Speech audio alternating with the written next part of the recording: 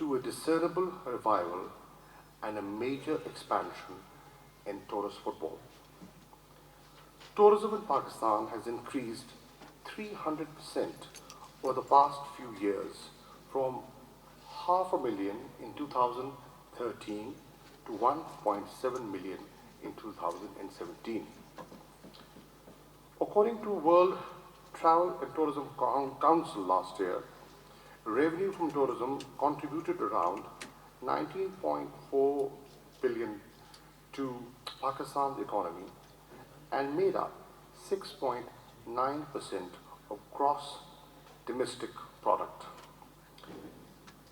It expects that it will rise to 36.1 billion within a decade.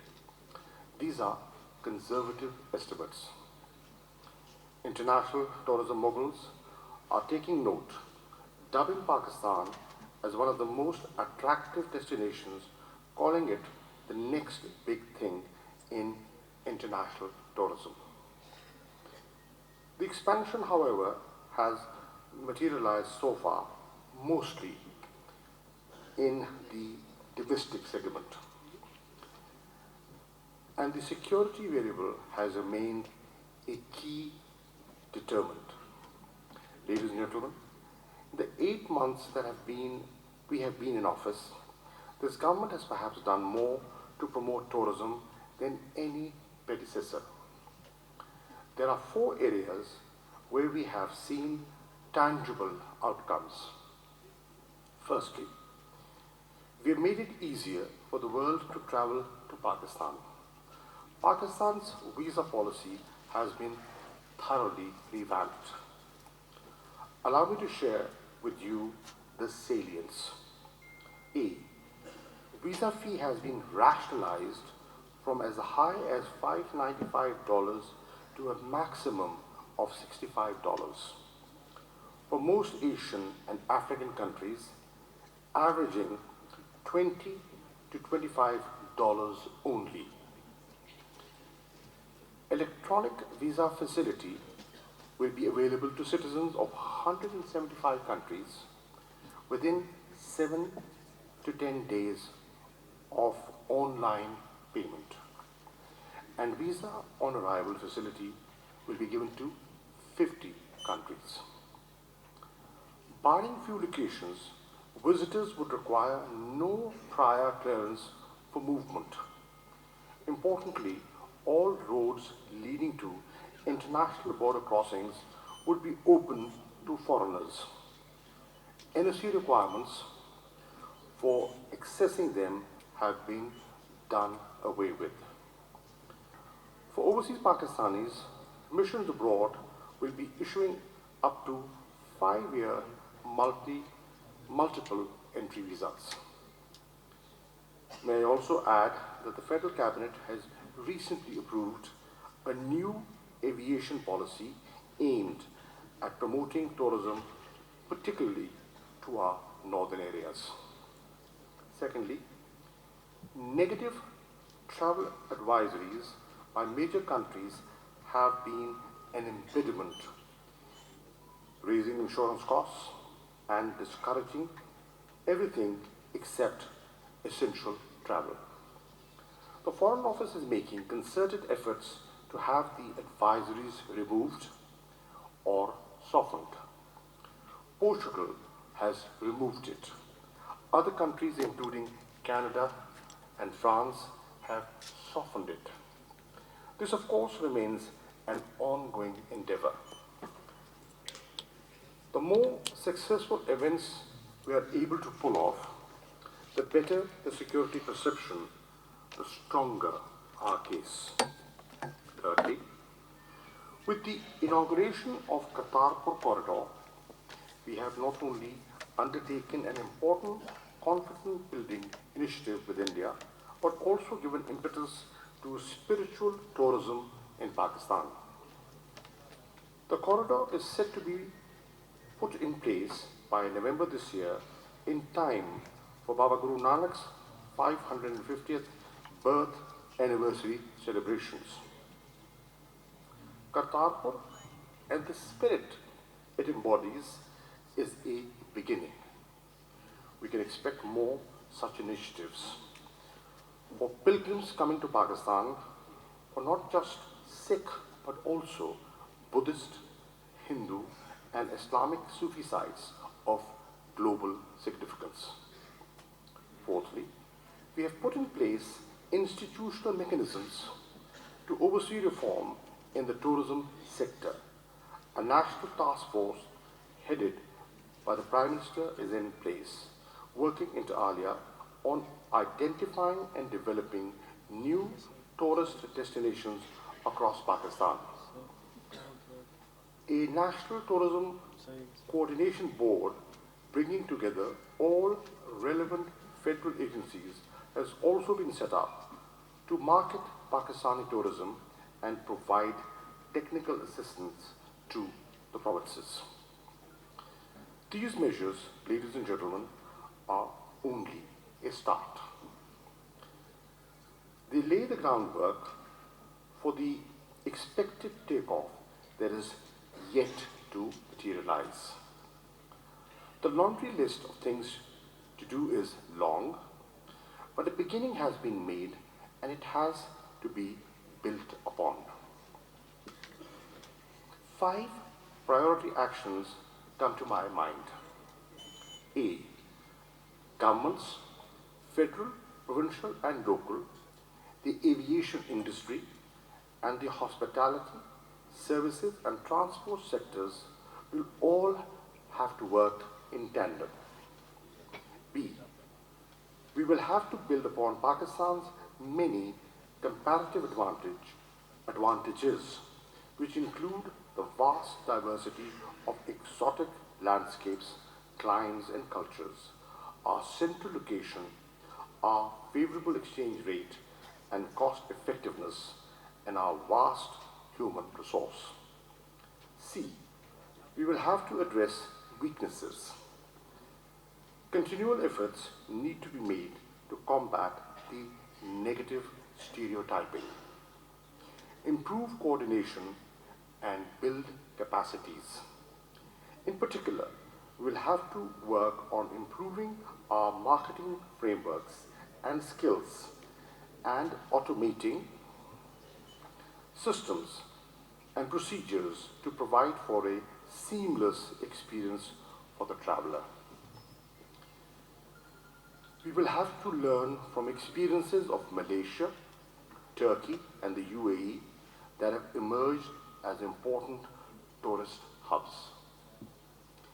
And we will have to specialize building niche sectors in adventure, environment and ecotourism, sports and culture, health and education, spirituality and leisure, centered around specific events and locations. Ladies and gentlemen, I am happy that this conference is being organized and an effort is being put to open this country to tourists coming from all over the world. We have a lot of potential, untapped potential. I'm delighted to see the Minister for Tourism from KPK, Mr. Atif Khan, and Raja Yasir from Punjab, the Minister for Tourism. They're both here and are both committed to facilitate tourists coming from abroad. It will help improve Pakistan's image. It will help promote economic growth in Pakistan, activity, and create a win-win situation for private investors. Sky is the limit, provided we get our act together. Nature has been kind to us. We only have to organize ourselves and facilitate the travelers. This government is very keen to do so. We do understand that the private sector will certainly play the most important part in promoting tourism, and this government will help and facilitate your business interests. Thank you.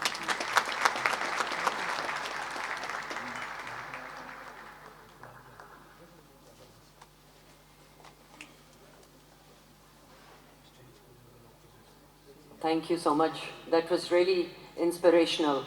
While the rest, in the past half day, we've been talking about the nitty-gritty in the presence of such distinguished guests, and it is my honor and privilege to welcome, because this actually doing towards promoting tourism. Never before has the government actually collaborated and come in a summit. These kind of travel summits. All of you, I'm very happy for a reason coming from Dubai. 18 years back when I went to Dubai, and I've witnessed the success story of Sheikh Mohammed Dubai. Amazing, amazing that we are not that much behind.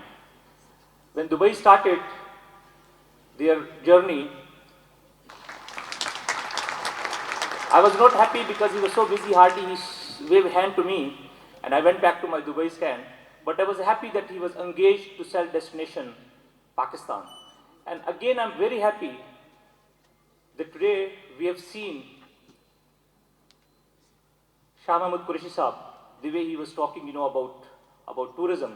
So I think there is potential of tourism in Pakistan, and I have today a very heavyweight panel. And I would like to invite all of you, the panelists, one by one, to come, because I have only 45 minutes, and if I count 11 panelists, I think it will be only less than 4 minutes, So I will start actually I would like to invite another minister from Balochistan, Abdul Khalik Hazara Sahab, if you can join us also. And I would like to invite my colleagues, my best friend. We started together our journey in 1993-94. Hasib Gardezi, the Chief Operating Officer of biggest hotel group in Pakistan, Hashu Group. And I would like to invite Mr. Aziz Bulani, that if you can join us also. He is the chairman of Pakistan Association Tour Operator. I will put first question actually to His Excellency Syed Shah Mehmood Qureshi Sahab. Because Pakistanis as a tourist countries are number 5. We are enjoying, we are reaping good revenue from Pakistanis. How many flights going from here? All outbound. And in my opinion, Shah Sahab, major problem is the infrastructure. Until you will not create an infrastructure, people cannot come. In front of Burj Khalifa. So hotel rates are skyrocket high, and then that is the reason that the tourist is not traveling to Pakistan, because standards are not matching with the world. And this is a reality. So my question is, exactly the plans from the government to have really infrastructure? Because rightly said by one of the audience, that if you go from here to the north.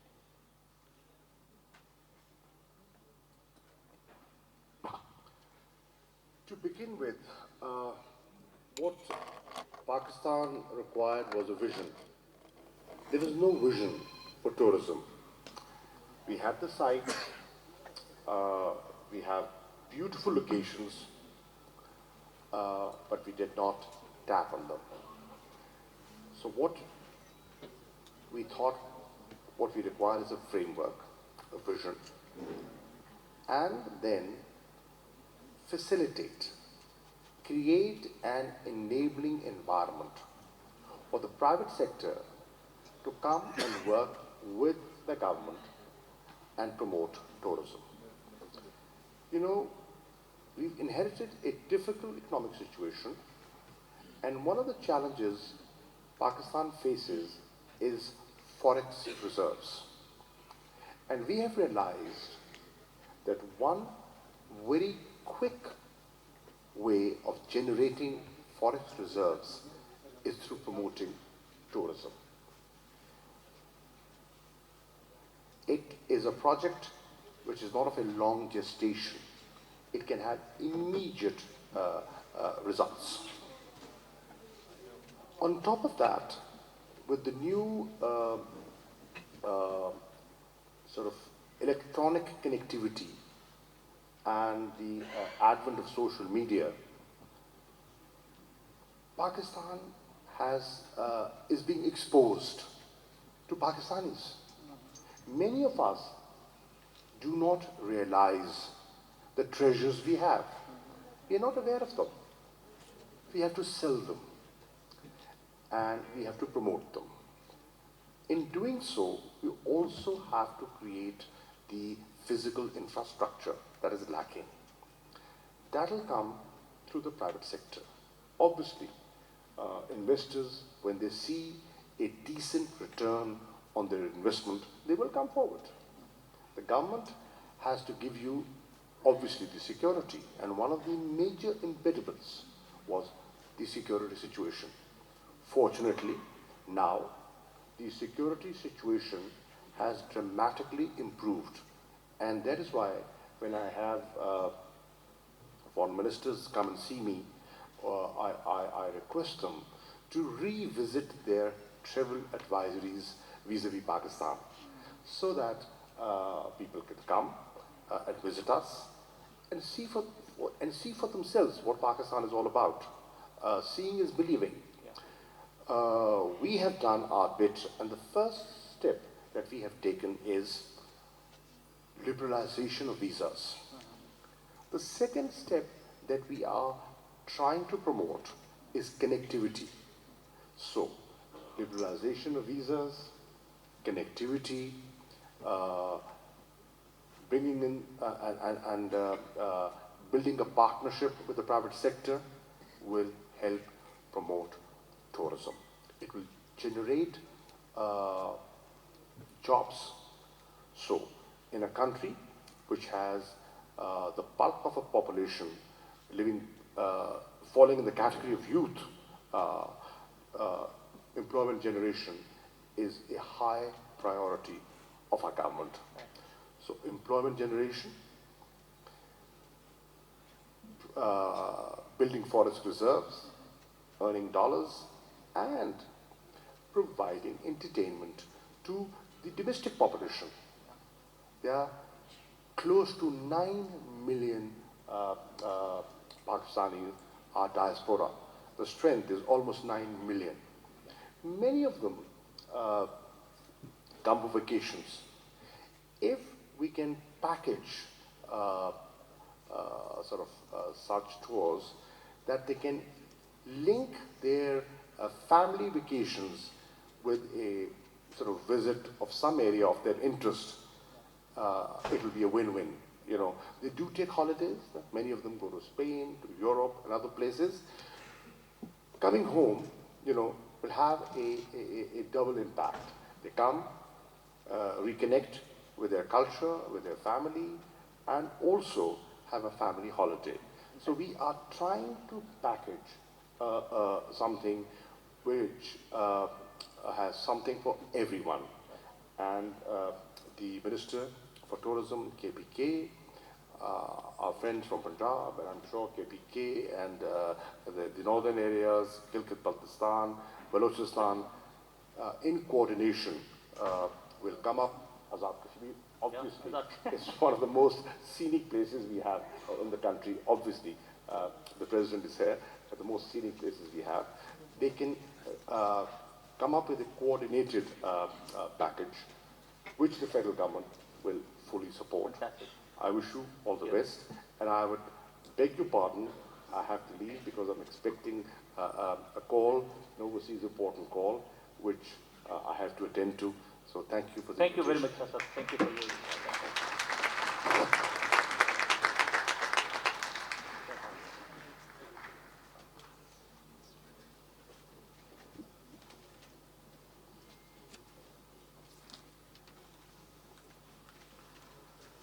So we will continue our session, and my next question will go to a destination. The Emperor Jahangir once said that if there is a heaven in the earth, a Jannat in the earth, that can be only Kashmir. And this was, I don't know how many years back. Neelam Valley, Ravla Fort, Banjosa Lake, Ramkot Fort, Peer Chinasi, Lipa Valley, Red Fort, and name it, so many places. But I'm angry with the President. 500,000 tourists, and in 2017 we had 1.5 million tourists from Pakistan. And this is the average. So you, obviously, you were not one of those 1.5 million tourists. And that's why you have complained against the steps that have been taken by the Azad. The second thing that I want to highlight, shall I stop here? Yeah, no, please, no, please continue. You have a follow-up? No, please continue. You know, what I'm saying is that we have lots to offer to the tourists in Pakistan, and with the relaxation in the visa regime recently, we are opening our doors wider to foreign tourists, and they will be able to come to the places that you have mentioned. But let me tell you what we have there and what are popular destinations. We have, of course, scenic tourism. In addition, we have archaeological and heritage tourism, and there are many sites there and shrines and temples that people visit. We also have eco-tourism there, and we also have adventure tourism. You'd be surprised to know that in the tourism galas that we have organized over the years, paragliders have been there, zip liners have been used, we have chair lifts, we have high summits, of course, there. And there has been a beginning in regard to rafting, flying, and also trekking is very popular.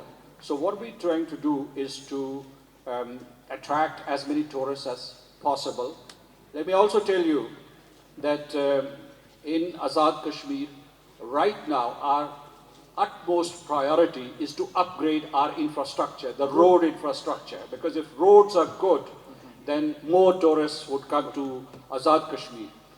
The second priority that we have is accommodation, hotels, motels, log huts, standardized, 3-star, 4-star.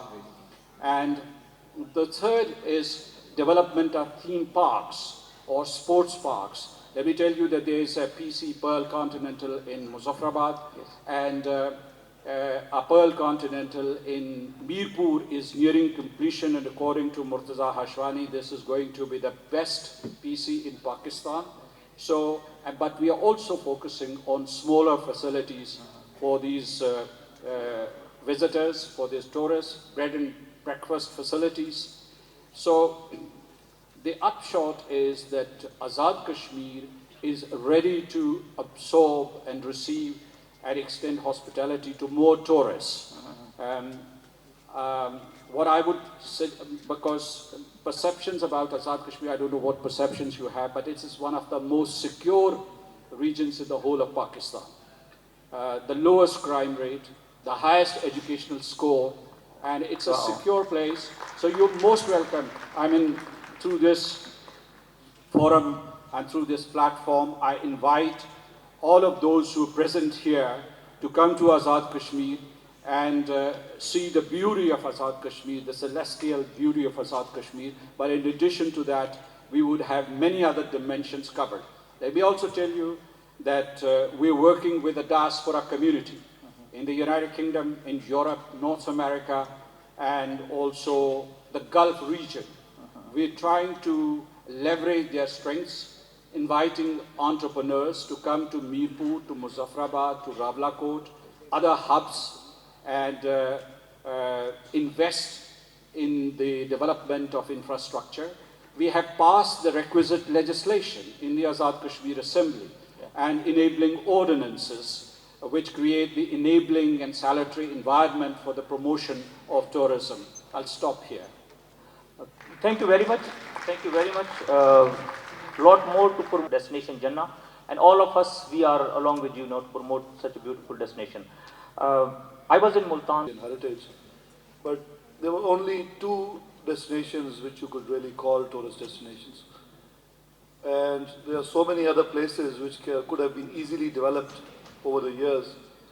But as you already said, that you are angry with, I don't know, everybody who's in government, that we have been unable to develop them as destinations. But of course, by building a new destination, you mean that a place where people could go and stay and, for a few days and have things to do in those few days, right? So this government, we have identified 8 different districts where we can develop new destinations. Starting from Kotli Satya, which is right between Azad Kashmir and Murree, and its landscape is very different from Murree. It's got an open feeling to it. And there's a river flowing right in between Azad Kashmir and Murree, River Jhelum, where activities along the river can be developed. But coming to your question about the Lake District we are trying to develop, that's right in the middle of Islamabad and Lahore. And unfortunately, many people haven't visited it and most don't know about it. It's right on the motorway. There are 3 exits on the motorway which can take you there. There are 26 lakes around it. And the landscape is, I won't say it's any different from north of England or Scotland. And you'll be amazed to see that there are waterfalls over there, there are natural lakes, and there are lakes which are man-built by building dams, of course. But because of it's all in the salt range area, and there is cultural heritage also. It's ancient. It's mentioned in Mahabharata, the area. So there's history around it. There's myths around it. Katas Raj is there. So what we are trying to do now is that we have identified these 8 new destinations which we are going to build in the next 5 years, and we are going to have activities, adventure tourism over there, make a master plan, identify what private companies can do, and do what the government needs to do. So end of the day, we are coming up with a mechanism for the investors, so that it's more convenient for them to invest. Right now, TDCP has got a very limited ambit. It can only develop resorts for its own, but we are making a tourism development authority which can acquire land in those touristy areas and develop master plans and then sell that land to the private sector so that they can, because tourism industry is going to be led by the private sector. There's no other way around. So we have to have a very easy mechanism for them to operate. So we're doing all that, and inshallah you'll see that in the next few years there are going to be many, other than this also, many other destinations which are going to come up in Punjab. Right. Thank you very much. Because I have more given time, although there is a protocol also to the government. Who does not use Opera as a technology. However, let me tell you also that Opera is not the end. You would see very soon we have got a whole division set up by Murtaza Hashwani, and I'm very happy, a very bright young man, Andre, is sitting around somewhere here, who is actually working for our group. Yeah. Not only for the group, but our opportunity is not to work for the technology for ourselves also, but we will take this technology to all the hospitality partners, be it the travel agents, be it hotels and all that. We will offer that generic, our purpose-made, custom-made technology to all our hospitality partners in Pakistan. And I can tell you that you will very soon see that kind of, not only that, also a marketing support management, where you would have a marketing support for any individual who can run a hotel under our platforms that we are going to develop.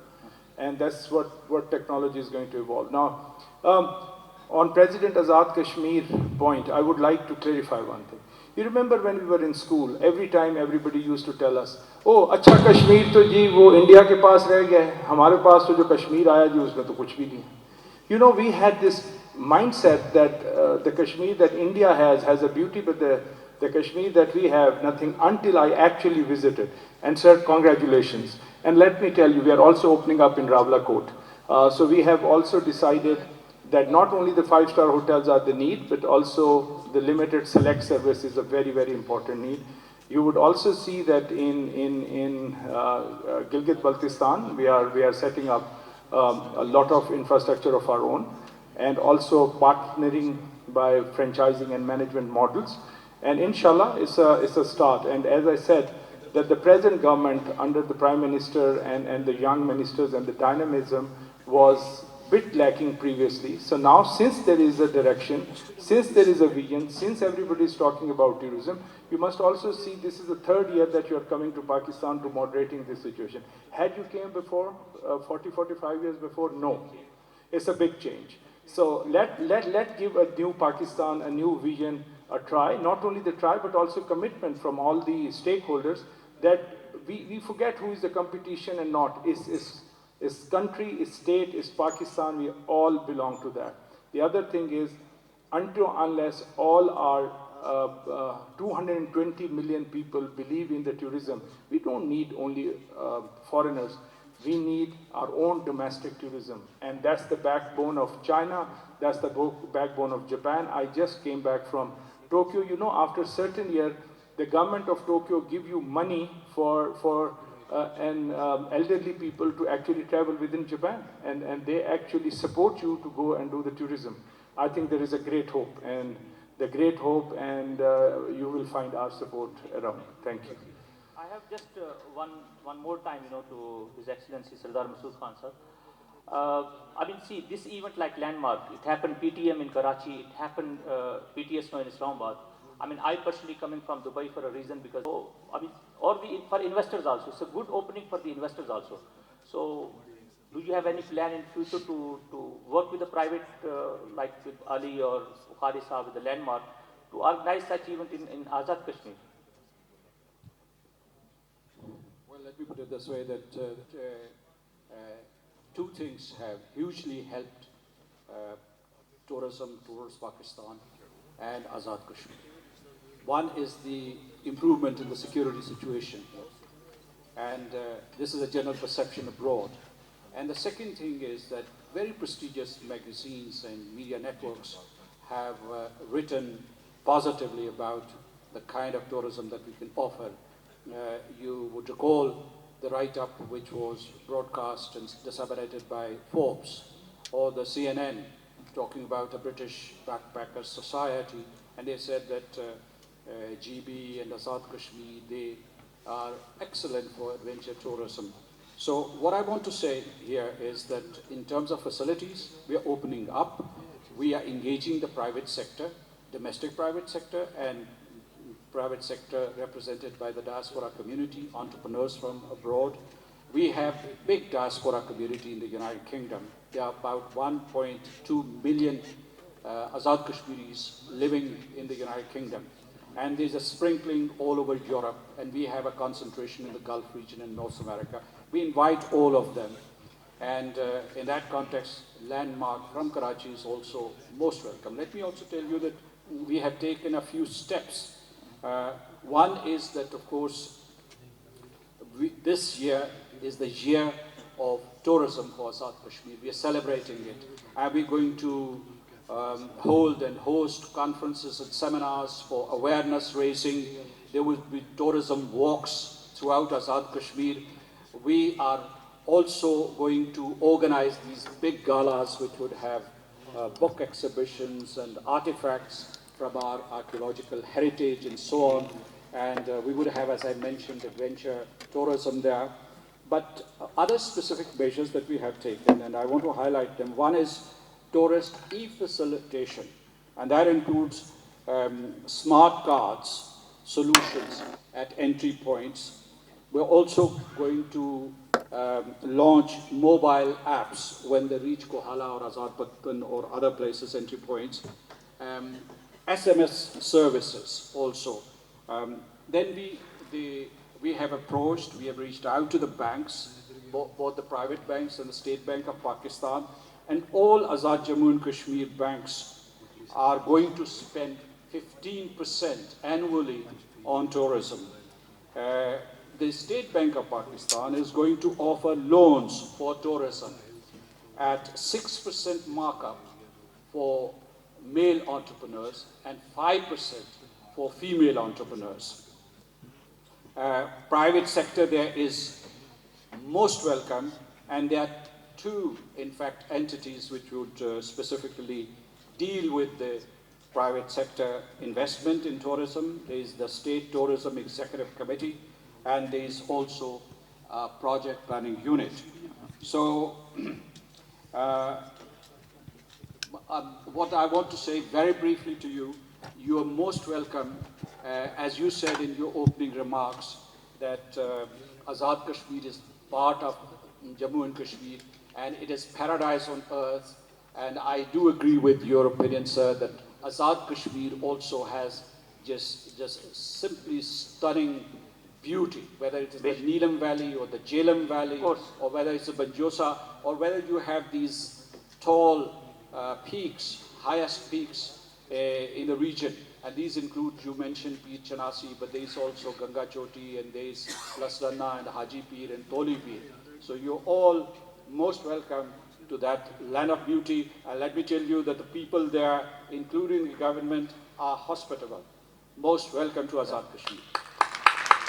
Thank you very much, sir. Thank you. Perspective, I think providing the basic infrastructure, that is the province's main responsibility, like road, electricity, security. That is the basic things which the government needs to provide, and then facilitate and allow the private sector to come and invest. And you just have to facilitate them. They will find their way, and if they make profits, if they are happy, more and more investors will come and they will invest, and things will keep on moving in the right direction. So two things have been taken care of, two needs to be taken care of. And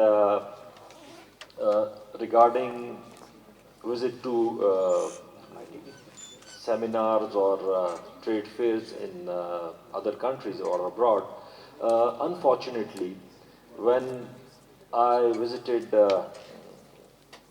Berlin, only Gilgit-Baltistan was present there, and for the first time, Khyber Pakhtunkhwa was present there. So,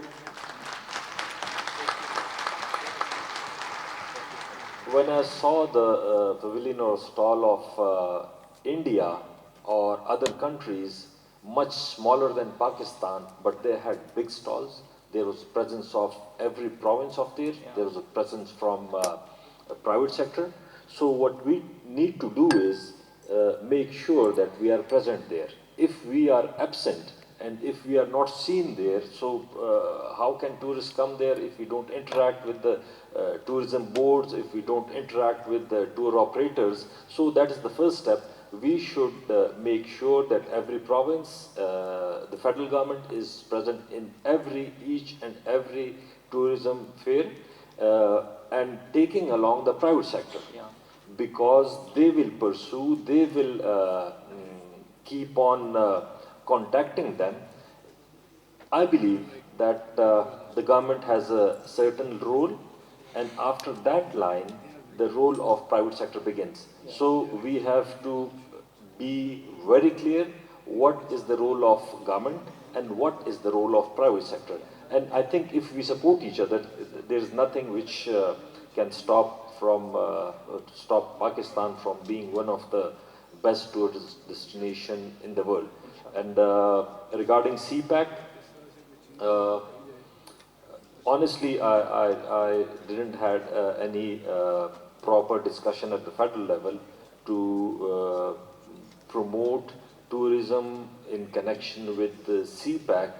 I've heard many things about industrial states and other commercial activities, but not specifically. And you have raised a point which certainly we should look into, promoting tourism specifically in connection with the CPAC. Thank you. Thank you. Fida Khan Sahab. Baltistan खुदा के फजल करम से खूबसूरती के हवाले से Switzerland से कम नहीं है। जन्नत नज़ीर गिलगित बल्तिस्तान को कहा जाता है। गिलगित बल्तिस्तान में सबसे बड़ी बात वहाँ पे पीस है, खूबसूरती है, और 4 सीज़न गिलगित बल्तिस्तान में हैं, और गिलगित बल्तिस्तान में हर किस्म के टूरिस्ट वहाँ घूम सकते हैं। मिसाल के तौर पर गिलगित बल्तिस्तान में अल्लाह की तरफ से दिए हुए बहुत सारे ग्लेशियर्स हैं, K2 पहाड़ हैं, नंगा पर्वत हैं, उसके अलावा बहुत सारे ऐसे पहाड़ हैं जो पूरे यूरोप के लोग Gilgit Baltistan. So Balochistan is full of beauty. We have a white sandy beach, amazing seafood, mountains, fruit, people, culture. And in Dubai, the expensive prawns are coming from Gwadar. and it's It is not NFC award that you are going on population basis if you are distributing. It is tourism. So Balochistan is the largest province. That's why I think according to that largest province, you are going to give me time. I'm very sorry. From H. Nizamuddin to present this gift to you.